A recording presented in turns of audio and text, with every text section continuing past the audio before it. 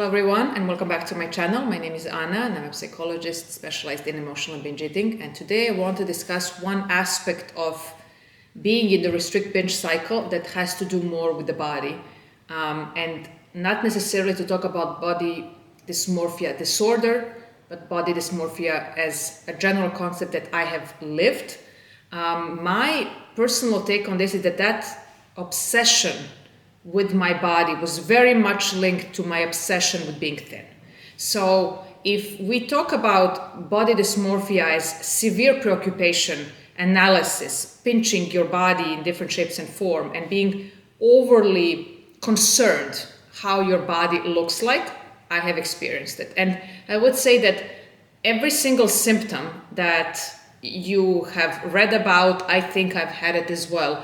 And it could be something like spending hours in front of the mirror, pinching, measuring, comparing, constantly trying on clothes, taking a lot of photos to see how the angle looks like, trying to find clothes that would hide my flaws, and perceiving those flaws very particularly as if it's a specific body part. For example, on my thigh, there is this bump, and then you focus on the bump a lot, like there is this extra, and your focus is only on that extra, and that brings more and more anxiety about, going out, exposing your body to other people, or just socializing in general, because it's not only that you fear for yourself and you're concerned about your looks, it's also what other people will say or will they notice, especially if your weight is going up and down in the process of either healing or being in the restrict binge cycle.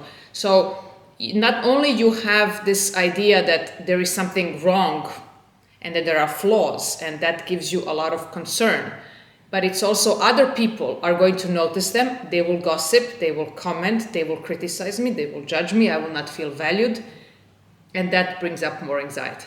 I would say that in the process of healing, there was a moment where I had to acknowledge that I had very little insight into that being a problem. Some people have a lot of insight, some people don't have at all.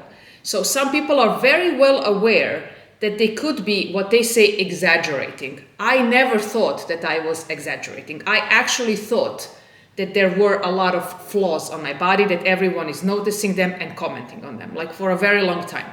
So that's why I was hiding them with clothes, and that's why I would avoid socializing, or I would avoid being photographed in a certain way, or I put the pillow in front of me, like all these mechanisms just so that my body will not be front and center.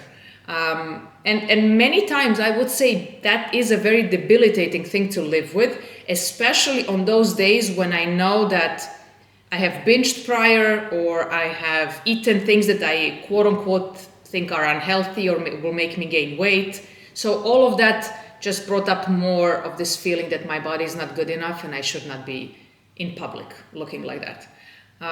But there are a couple of things that, even though they go hand in hand with food, as I was healing my relationship with food and ditched the whole dieting mentality that was always leading to binging anyway, there are a couple of things that I have done specifically when it comes to the body. Number one, I haven't stepped on a scale in a very long time, but that's when I started not stepping on the scale. Because, the scale shows you this number, but for people who are overly concerned about their look, like I was, the scale was a measurement of everything which was good or not good about me as a person, and I didn't need that. I would wake up certain days feeling great, and then, the scale would tell me that I'm not great. And then I realized I cannot trust myself because the scale tells me how I should be feeling. So I think ditching the scale for a while was a good thing, to go back to how do I feel rather than what does the number say how I should be feeling. And the same goes with clothes. I used to buy clothes in order to hide certain things, to mask my flaws. And bit by bit, I started to diversify my clothing. And I wouldn't look myself too much in the mirror while I was wearing different clothes, because then I would pick myself apart. So it was more like, when I put these jeans without looking in the mirror, how do I feel?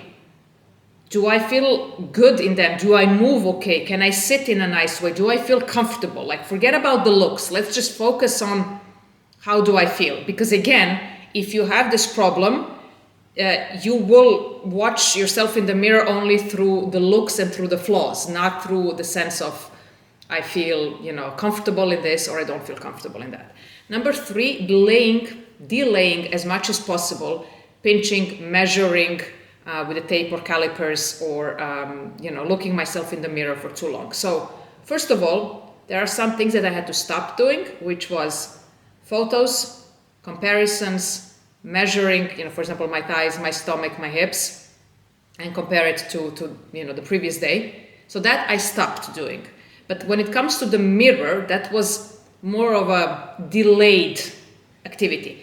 You cannot not look yourself ever in the mirror, but you can delay and see, can you go from 50 times a day to 30 to 20 to 10 times, okay? Avoiding different surfaces where I could look myself in the mirror was another thing that I did.